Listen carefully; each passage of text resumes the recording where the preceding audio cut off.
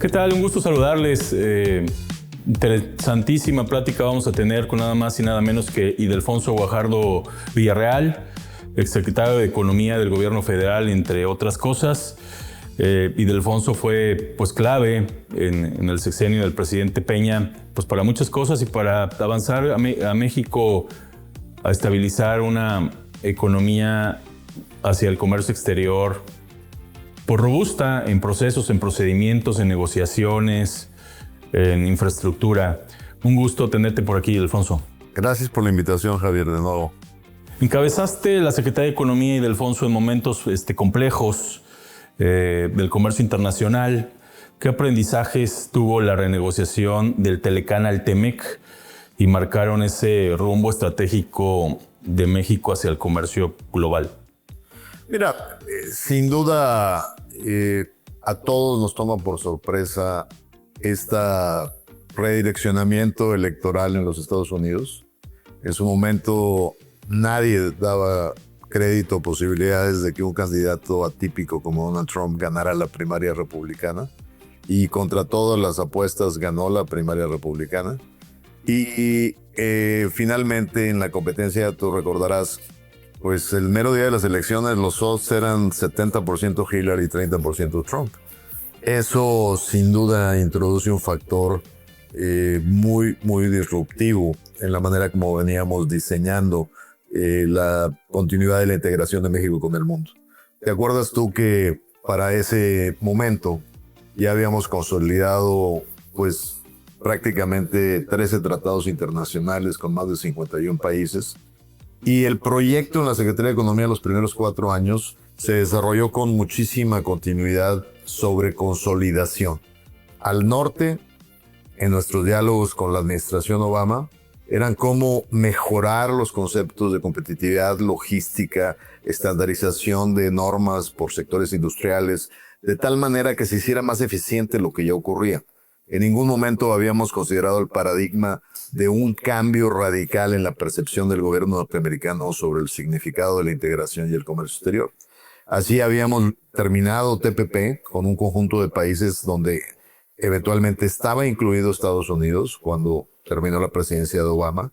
Entonces ya nos habíamos consolidado al este con Europa, al oeste con Asia, al sur con Alianza Pacífico. Y entonces estábamos prácticamente definiendo este nicho que representa México en el crossroads o el cruce del comercio internacional. Cuando llega Donald Trump, nuestro reto se superdimensiona a rescatar el concepto fundamental que habíamos construido al inicio del siglo XXI. O sea, básicamente el lanzamiento en 1994 del Tratado de Libre Comercio de América del Norte. Y en ese contexto de retos, pues teníamos que adentrarnos a interpretar y conocer a un personaje que claramente no tenía el mismo concepto que se había construido en esta parte del continente de las Américas. Y fue un trabajo difícil conceptualizar quiénes eran nuestros aliados dentro de este nuevo esquema y cómo utilizar el tiempo como una estrategia fundamental para ir, como vulgarmente se dice, metiendo al aro a la nueva administración. Al final, tú mejor que nadie sabes que conseguimos el relanzamiento después de una renegociación, pasando del Tratado de Libre Comercio de América del Norte al TEMEC, con mucho éxito en el sentido de que sí cambiaron algunos parámetros fundamentales, pero cambiaron para bien, como por ejemplo las reglas de origen que nos permitieron tener un efecto muy positivo en la atracción de cadenas de valor que no estaban operando en América del Norte y que significó al menos en los primeros años después del 20 un incremento de inversiones en sectores como autopartes, en sectores de manufactura estratégico, equipamiento médico, aeroespacial, que sí respondieron a las nuevas exigencias del tratado que nos tocó negociar. Qué interesante, Ildefonso. Y viniéndonos un poquito al día de hoy, en esta ronda de negociaciones que iniciaron en estos días, hay 3 escenarios: las reglas de origen, las cadenas de suministro y Asia con China. Son los 3 grandes temas que se están platicando para esta nueva revisión del tratado. ¿Qué opinión te merece? Mira, Tengo la sensación de que en el proceso de consulta que ocurrió en los tres países y que recientemente se acaba de dar a conocer el resultado en México, hay una alineación muy clara de los sectores productivos, tanto de Estados Unidos, de Canadá como de México. Es impresionante ver cómo el 98% de los participantes de la consulta en Washington, en Estados Unidos, fueron muy contundentes en reforzar la importancia que tiene la integración y el relanzamiento del TEMEC hacia adelante. En México, pues, obviamente de igual forma, pero en Estados Unidos es algo muy relevante. Incluso después del revés que sufrió Donald Trump en las Cortes por que declarara inválidos sus aranceles por emergencia, el famoso YEPA, hubo una carta del National Manufacturing Association y del US Chamber diciéndole a Trump: enfóquese en combatir a los competidores desleales del comercio, no a nuestros aliados. Entonces, hay un ambiente, digamos, de constituencies o de base, por así decirlo, o incluso electoral, que empuja en Estados Unidos hacia la continuidad de lo que hemos construido. Desafortunadamente, Trump insiste en considerar el tema desde su visión muy particular, donde cree que un déficit comercial para Estados Unidos es una pérdida de valor para su país, lo cual es un mal entendimiento de lo que eso significa. Eso va a influir en el esquema de negociación. Los tres elementos que tú mencionas, reforzamiento aún más de las reglas de origen, la definición de la integración y posible sustitución de importaciones de proveeduría fuera de la región de América del Norte, y el tercer tema, la cadena de suministro, son los elementos fundamentales. Sin embargo, tristemente, no podemos desechar la presión porque esta revisión del acuerdo incluye aranceles, lo cual sería terrible. Y la primera pregunta que yo me haría es: ¿puede el Ejecutivo norteamericano obligar un acuerdo con sus socios de América del Norte para que acepten aranceles, aunque sean en menor dimensión que otros países, sin el consentimiento del Congreso, violando un acuerdo que ha sido aprobado por los Congresos? Es una pregunta muy interesante y que nos pone en una definición que va a tener mucho que ver con la política interna de Estados Unidos, porque el Congreso se va a renovar en noviembre de este año, y eso puede marcar un gran cambio de estrategia desde el punto de vista de la negociación de México en el TEMEC, o de la negociación de la revisión. Así es que lamentablemente Estados Unidos todavía está visualizando restricciones y está visualizando aranceles, cosa que sería inaceptable dentro de un acuerdo de libre comercio. Hay pues tres avenidas que me llevan a la siguiente pregunta. ¿Cuál es la posición de México, o qué opinas? México en medio entre China y Estados Unidos, y ligado pues a aranceles, ligado a las nuevas fracciones arancelarias que entraron pues hacia todos los países que no tienen tratados, pero pues es China, es Corea, es Vietnam y todos los primos de por ahí. ¿Qué opinas de que México esté en medio? Mira, tenemos, y tú como especialista en comercio internacional, sabes que una de las ventajas fundamentales de México es haberse convertido en esta plataforma de integración de valor. O sea, la magnitud del déficit que tiene Estados Unidos con nosotros, superávit nuestro, se refleja en la magnitud del déficit que nosotros tenemos con China, porque utilizamos muchos insumos en la cadena que provienen de Asia para poderlos integrar en los esquemas productivos. Yo estoy totalmente de acuerdo con tener una política arancelaria significativa contra la competencia desleal. Claro. Eso es fundamental. Sin embargo, hay insumos críticos que todavía no se producen en América del Norte, y que grabarlos de una manera exorbitante es darnos un balazo en el pie.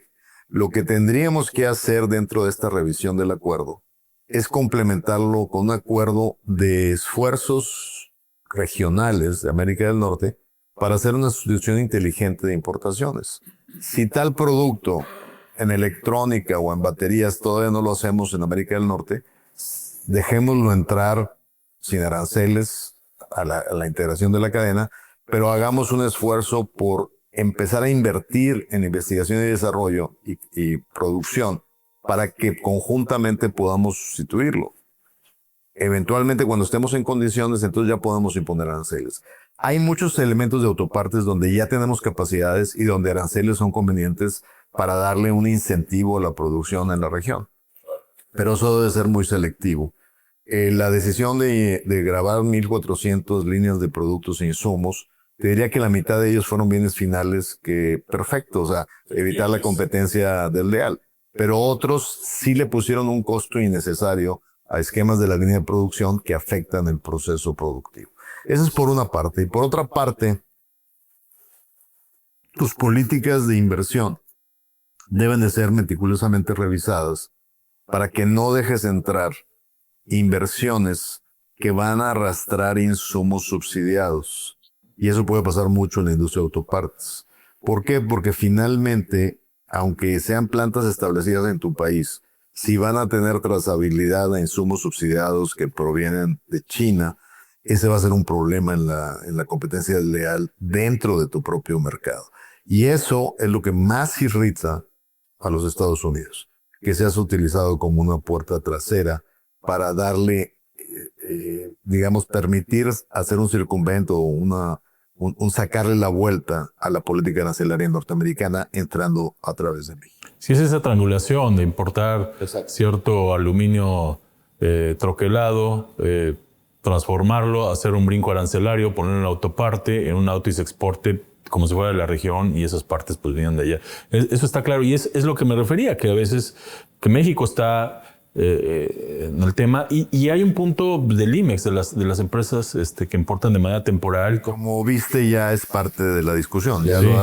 lo ha observado Jamieson, el encargado, el responsable de USTR en Estados Unidos, Jamieson Gear, donde ya están visualizando si van a permitir la operabilidad del IMEX en ese sentido. Yo creo que vamos a tener, dentro del esquema IMEX, vamos a tener que ser muy cuidadosos de cómo otorgamos las licencias. No en la forma como lo han hecho hoy, que es más bien recaudatorio, sino la forma de trazabilidad de los insumos de origen. Entonces, ¿peligran las IMEX actuales? Yo las defendería en la mesa de negociación con un esquema que nos garantice que no son utilizadas para hacer triangulaciones, como tú bien lo mencionas, y dando garantías de que tienes un control eficaz sobre el tema. Mencionaste el IEPA. ¿Qué posibilidad hay que las empresas mexicanas que pagaron impuestos a la exportación con esos aranceles tengan una devolución? Pues ya está la determinación judicial en Estados Unidos y está obligado el gobierno norteamericano a diseñar el esquema de devolución. Pero ahí vas a tener un tema muy importante. Te doy ejemplos.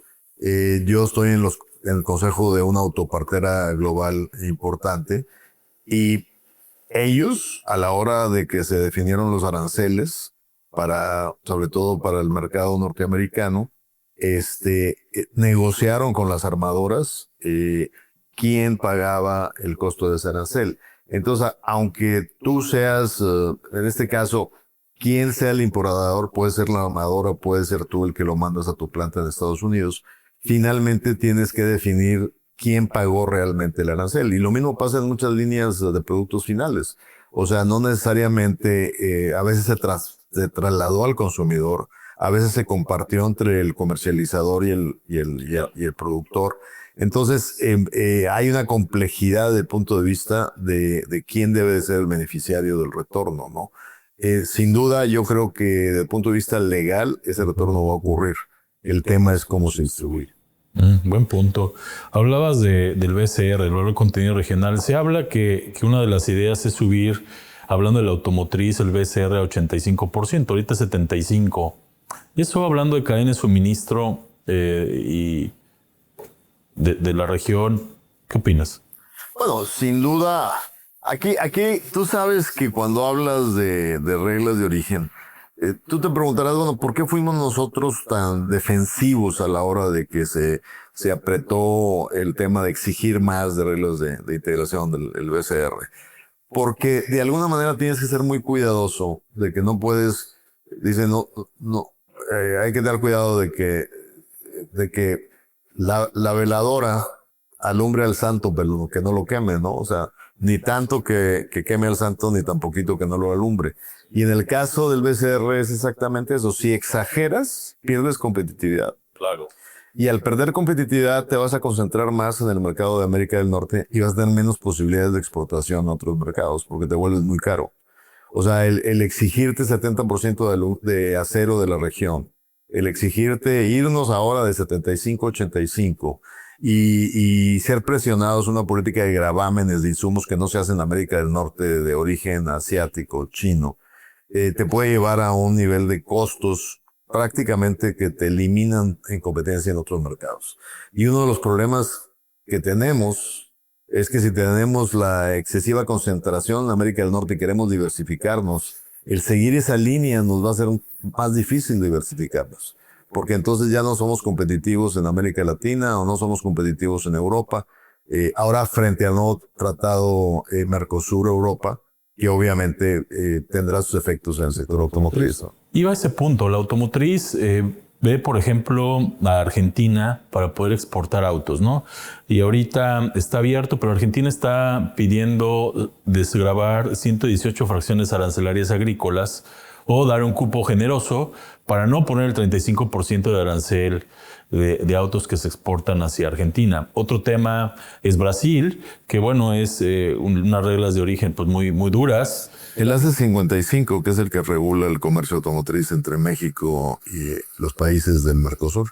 Exacto. O más bien de la LADI. Y por otro lado, pues en la última edición de Latitudex hablamos diversificar la nueva estrategia y poníamos en imagen, pues dentro de pues una canasta de huevos, a Singapur, a Francia, a Corea, a Alemania, a Japón. Y el huevo principal, que es Estados Unidos y que subió un punto las exportaciones 85% hacia ese país, esa diversificación. Entonces, hablando que la automotriz está en un momento muy complejo, esta diversificación que pues México en su momento fue el que más tratados de libre comercio tenía, ahorita es el número 2 o 3. ¿Por qué no se ha aprovechado? ¿Qué ha faltado que seguimos viendo hacia Estados Unidos y no viendo hacia el mundo? Porque en algunos temas, te doy el ejemplo, en el tema automotriz, a mí me tocó hacer la negociación y terminamos la negociación, se la entregamos al nuevo gobierno que entró en el 18, de la modernización del acuerdo con Europa. Y ahí conseguimos mejores condiciones para poder entrar al mercado de automotriz europeo. Resulta que López Obrador, por condiciones ideológicas retrógradas, no avanza ese acuerdo porque tienen la parte energética o tenían la parte energética el mismo elemento que el tratado con América del Norte. Y entonces, por sus cuestiones filosóficas, petroleras, anticuadas, no quiso firmarlo.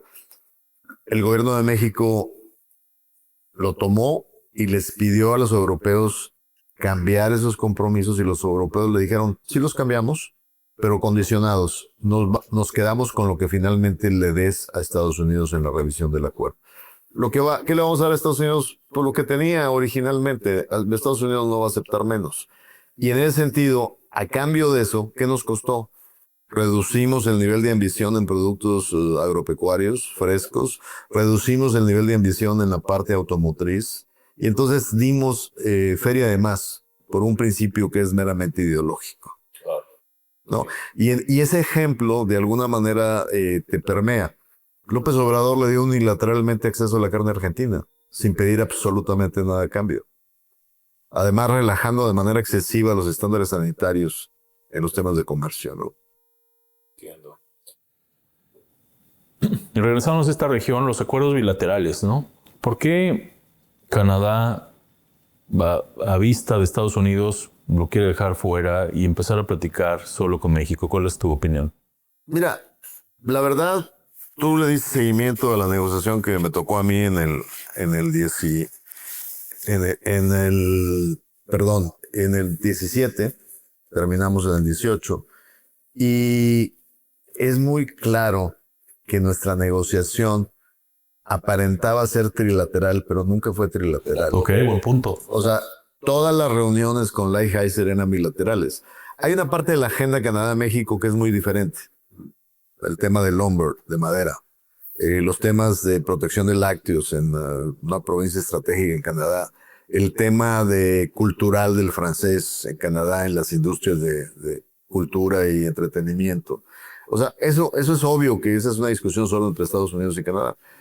Pero aún en las discusiones que nos impactaban a todos, Lighthizer siempre tuvo el concepto que es de Trump, divide y vencerás. Entonces siempre teníamos reuniones y teníamos una comida trilateral donde era nada más para la foto, pero ahí no había discusiones. Entonces técnicamente la negociación del TEMEC fueron dos bilaterales conjuntas que al final se consolidan en un solo cuerpo. ¿Cuál es mi predicción en este momento? Van a intentarle hacer lo mismo a Canadá, igual como se lo hicieron en nuestra época, donde el tiempo presionaba, pues, sobre todo para nosotros que queríamos dejar el instrumento listo para que lo adoptara Andrés Manuel. Y en ese sentido, Canadá tuvimos que dejarlo de un lado, cerramos bilateralmente y luego se subió Canadá para el cierre. Lo mismo va a pasar en esta ocasión. Estados Unidos va a decirle a México, como ya se lo dijo, anunciaron que inicia la revisión sin Canadá. Y lo que traen en su cabeza Estados Unidos es decir, vamos a lograr este acuerdo con México, van a intentar presionar excesivamente para que México acepte cosas inaceptables y después se van a voltear con Canadá y le van a decir, Canadá, esto es lo que hay, ¿te subes o no te subes? O sea, va a ser exactamente la misma estrategia que hicieron en la vez pasada, con una diferencia. El nivel de desorden que ha creado Donald Trump en este primer año de su gobierno en este momento es tan grande que eventualmente puedan necesitar a Canadá para otras cosas. Entiendo. Y eso me lleva a otra pregunta, pero nada más quería hacer el comentario. Como bien sabes, ninguna delegación tan grande de Canadá había venido a México en el último mes, siendo en Guadalajara, la Ciudad de México, aquí, los atendimos con Comce. ¿Cuál es la lectura? La lectura es un mensaje contundente derivado de la reunión de Carney con la presidenta Sheinbaum, el primer ministro de Canadá, en donde esta delegación que trajo el ministro LeBlanc es como decir, aquí estamos interesados, no necesitamos Estados Unidos para puentear nuestro comercio. Y trajeron empresarios de todo tamaño y de todos los sectores. Entonces es un mensaje contundente del interés de fortalecer la relación Canadá-México. Y también tenemos que ser muy cuidadosos de cómo manejamos la relación con Canadá. Yo avancé en la bilateral un mes antes del cierre, pero siempre mantuve informada a Chrystia Freeland, que era la negociadora canadiense, y siempre estuve en el backroom permanentemente compartiendo mi estrategia para aterrizar en áreas aceptables, que eso permitió en la reunión de Naciones Unidas en septiembre convencer al primer ministro de Canadá de subirse para cerrar ese acuerdo. Y fue un cierre que les convino bastante a los canadienses. ¿Y qué opinas de esta teoría de que un asunto comercial, que es el TEMEC, es un asunto político y que negociar bilateralmente con México pues puede ser más beneficioso para Estados Unidos y ese es el escenario que está buscando? Pues lo busca porque de alguna manera batalla menos y además tiene esta percepción que pueden, digamos, presionar con mayor facilidad con resultados a los mexicanos que a los canadienses. Y es ahí donde el gobierno tiene que estar muy pendiente de cuáles son las líneas rojas de esta negociación. O sea, aceptar cualquier cosa que pongan en la mesa sería totalmente un error. Y es mejor aguantarnos la incertidumbre de prolongar la revisión, que seguramente es lo que va a pasar, aceptar cosas que van a dejar dañado el esquema de integración productiva de largo plazo. A ver, tú comentas que una posibilidad alta en este evento de julio de revisión es prorrogarlo. No, van a empezar ya el diálogo. Sí. No hay manera que este año Trump quiera relanzar. Ya no hay tiempo para relanzarlo. El único escenario, y eso sería terrible, es que Trump exija, como ha venido exigiendo, concesiones anticipadas para presumirlas antes de la elección intermedia, sin terminar de acordar el lanzamiento. Eso sería terrible. Yo nunca acepté soluciones parciales anticipadas. Parte del castigo, supuesto castigo que nos hizo Lighthizer a Canadá y a México, es porque yo me negué a cerrar a cerrar solo el capítulo automotriz en el mes de mayo del 18. Yo le dije, o cerramos todo o no cerramos nada. Y en la respuesta de la hija dice, bueno, pues te voy a quitar la excepción de la 232 en acero, y nos lanzó los aranceles en acero con la respuesta que tú sabes que dimos, mandándole aranceles en un conjunto de productos importantes que pegaron en varios distritos republicanos. Entonces, en ese sentido, pues ya sabemos el caminito. Y el caminito va a llegar un momento en que tenemos que endurecer la pierna. O sea, no podemos seguir este juego, y te lo repito, cada vez que escucho sangre fría como una respuesta a una agresión arancelaria o de comunicación de Estados Unidos, me hierve la sangre. O sea, una cosa es ser sangre fría y otra cosa no es ser una estrategia en el proceso de negociación. Sí, quiere decir que cualquier arancel 232 no reaccionamos con un... pero no solo eso. Ni siquiera insultos personales a la presidenta. Claro. ¿No? O sea, llega un momento en donde tienes que marcarle la raya. Sin duda. El estado actual de la política de competencia en México, ¿cómo la sientes? ¿Ildefonso avanzado, retrocedió o estamos en una etapa de redefinición? ¿Te refieres a competencia? O sea, estamos hablando del marco antimonopólico. Sí. Mira, lamentablemente tuvimos un retroceso tremendo al quitar la independencia a la institución reguladora de la competencia. O sea, el haber perdido un órgano autónomo, constitucionalmente autónomo, nos mandó años atrás en el proceso de cuidar la competencia. Y la competencia es fundamental. Eso es lo que te libera las capacidades y las energías productivas. Fue un error el haber retirado el instrumento que de alguna manera tenía una gran efectividad y sobre todo la independencia de influencias específicas. Sin competencia es el signo más relevante en la vitalidad de una economía. Cuando tú dejas que intereses monopólicos extraigan rentas inmerecidas en el esquema corporativo, en el esquema empresarial, estás lesionando la capacidad de la economía de ser exitosa. Y México padeció demasiados años de concentración de mercados que son terribles para los consumidores y para el alentar las capacidades emprendedoras.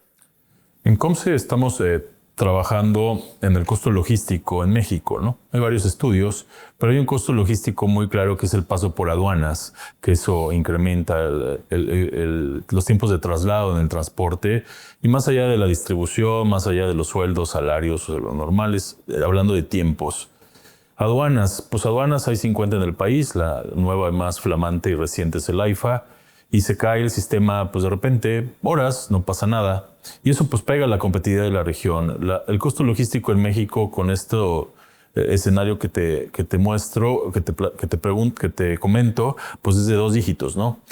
2 dígitos como porcentaje del costo. Sí, 11, 15, dependiendo del sector, dependiendo la ruta. Y en un país nórdico se despacha un contenedor marítimo en 15 minutos y en Manzanillo se tarda 15 días, ¿no? ¿Qué opinas? Bueno, es evidente que uno de los elementos que nos convirtieron en un país exitoso en los últimos 25 años en materia de comercio internacional es la cercanía al mercado más grande del mundo. Cuando esa cercanía la despilfarramos por ineficiencia y aumentamos los costos transaccionales para poder mover mercancías, lo que estamos haciendo es tirar a la basura esa ventaja. Porque entonces alguien que está a miles de millas de distancia, pues puede competir con nosotros porque son más eficientes para llegar a ese mercado objetivo. Entonces, pues es como tirar dinero a la basura, ¿no? O sea, lo que ganas por ser vecino del mercado más grande del mundo, lo pierdes por corrupción, ineficiencia, tardanza. Por ahí me compartían amigos transportistas que cuando tú comparas los tiempos de trayecto de un contenedor por carretera de México a Estados Unidos, en los últimos años ha aumentado de una manera impresionante las horas que se tarda para cruzar frontera. Entonces, pues es algo, es una desgracia. O sea, el gobierno de México debería de tener un SAR, o sea, a ese nivel, especializado en combatir las ineficiencias y la corrupción en el sistema de logística en el país y en el comercio internacional.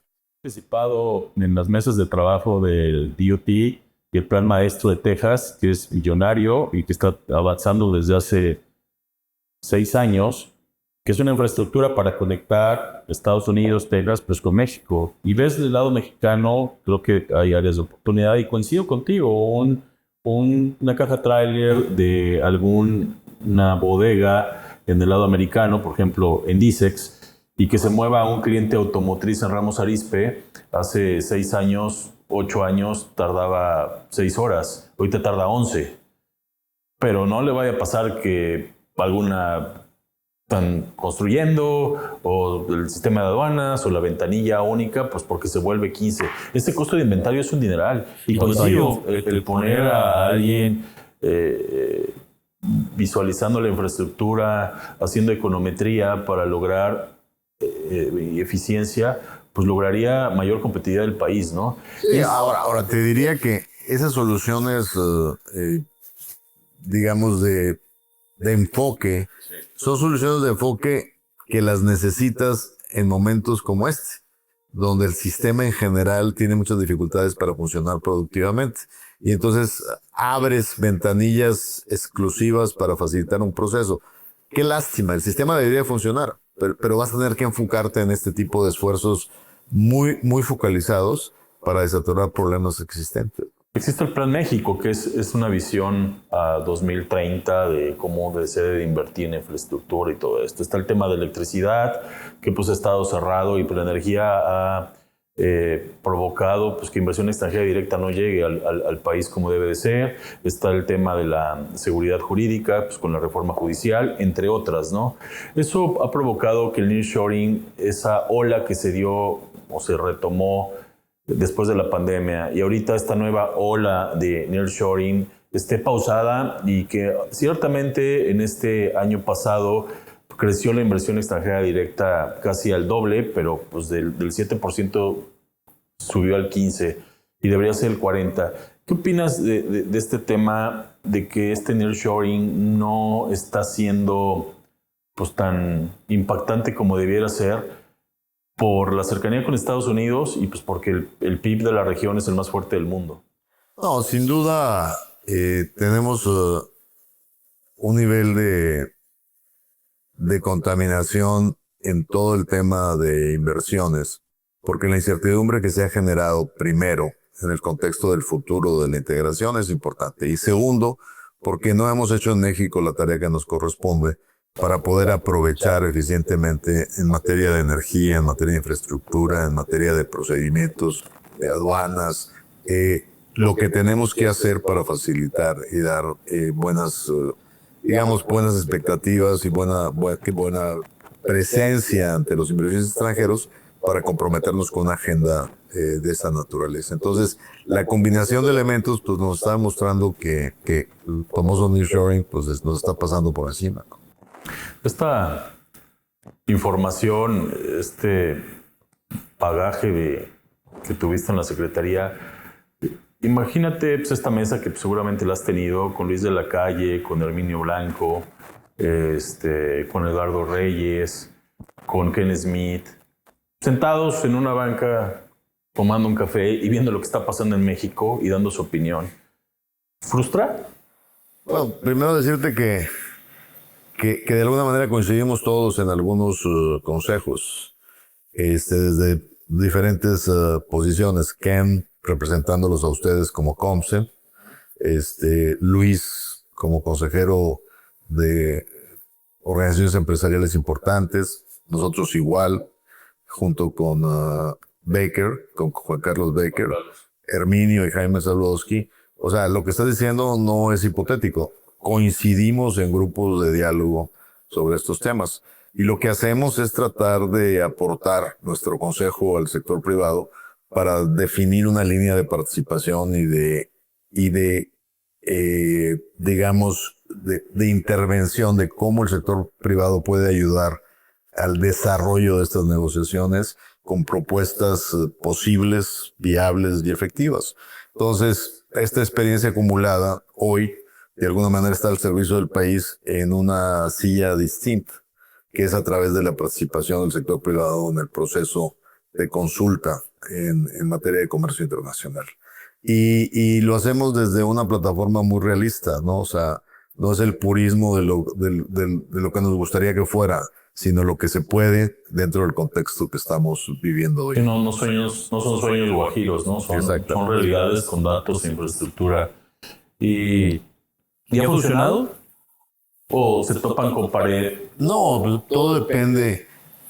Esto va a depender mucho de la receptividad que tengan los nuevos responsables de estas negociaciones, ¿no? Y aquí, pues, ojalá y podamos destintar este proceso de cualquier ambición política personal de los actores involucrados. Porque cuando tus proyectos electorales personales se mezclan con tus responsabilidades, en este caso, pues en una negociación muy importante, pues se corren demasiados riesgos, ¿no? O sea, necesitamos asegurarnos que todos los que estamos involucrados estemos pensando justamente en el mejor resultado para el futuro productivo del país. ¿Qué pasará en agosto? ¿Cómo crees que se alineen estas revisiones? Y en agosto estamos platicando de nuevo sobre los resultados de esta revisión del TEMEC. Bueno, yo no veo resultados en agosto de esta revisión. ¿Sí? Hay un riesgo de que nos intenten imponer unilateralmente algunas condiciones preliminares, cosa que el gobierno mexicano debería resistirse absolutamente a ello. O sea, es preferible la confrontación temporal al aceptar condiciones que pueden ser muy perjudiciales para los sectores productivos. Interesante. Y hablando para ir cerrando, de la importancia de México en comercio exterior, pues más del 80% es comercio internacional en México, ¿no? Del PIB. Ahora, pues pasa por aduanas, y en aduanas hay unas figuras que son 900 agentes aduanales en el país. Viene una reforma a la ley aduanera que pasa el agente aduanal de ser un gestor de documentos a un responsable solidario a detalle de que el documento dado pues, sea legítimo, que el agua sea agua y no sea agua con sal, etcétera, ¿no? Mayor regulación, mayor burocracia no provoca mayor contrabando o, por otro lado, no provoca mayor costo logístico. ¿Qué opinas?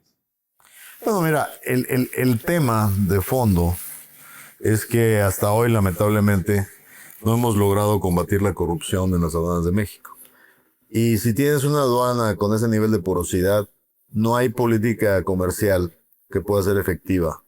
O sea, tú puedes ponerle los aranceles que quieras a productos chinos terminados para proteger a la industria nacional.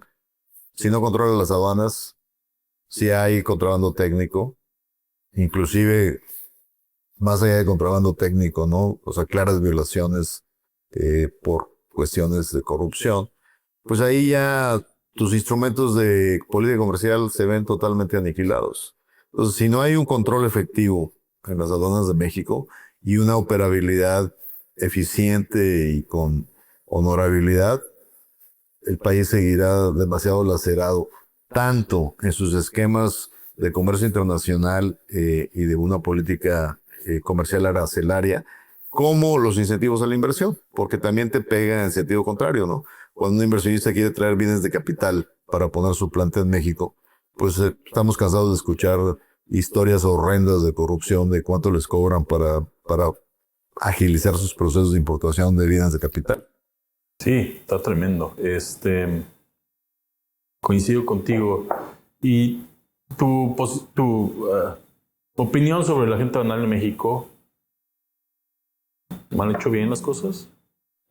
Bueno, sin duda tenemos una trayectoria, una historia de formación de capital humano y de elementos muy positivos en la organización del comercio, pero lamentablemente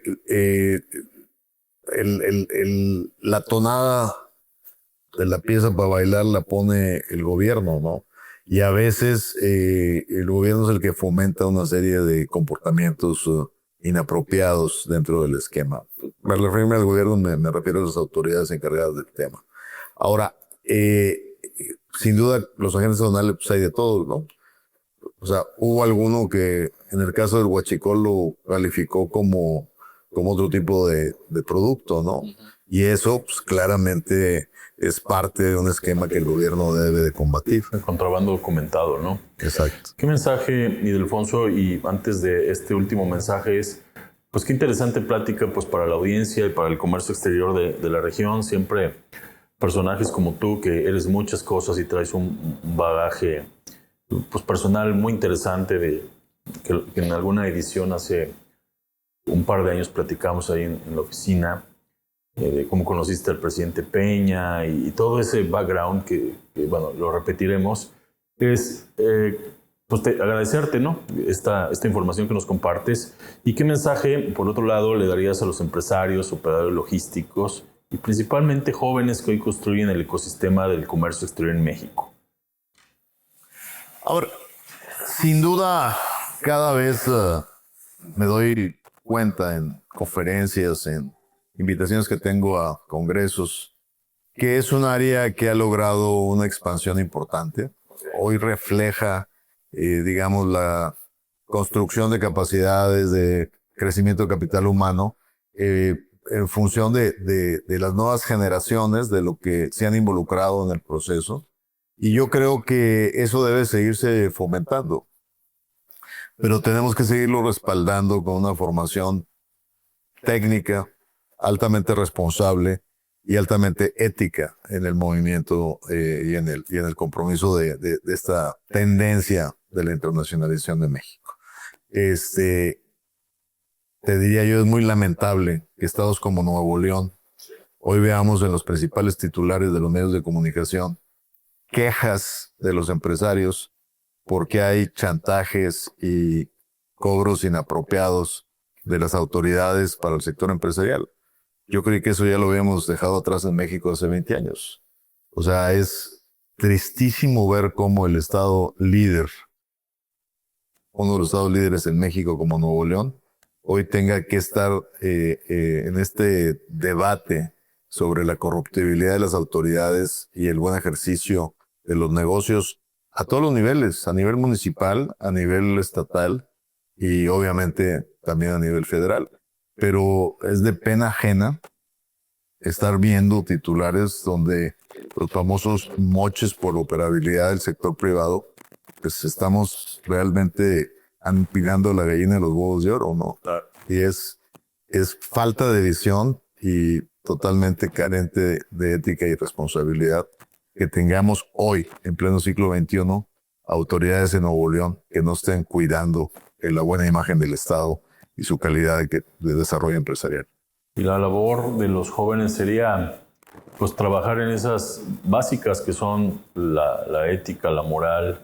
Y necesitamos también un sector empresarial aguerrido, que no se trague esos temas, cosa de no atraer malas actitudes. O sea, hay que alzar la voz para poder seguir protegiendo el futuro del crecimiento de México en el terreno, sobre todo del comercio internacional.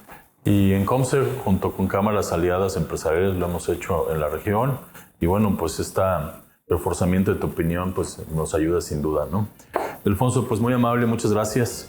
Gracias por la invitación, Javier, y muchas felicidades por el trabajo que están haciendo aquí en Puebla. Gracias a ti.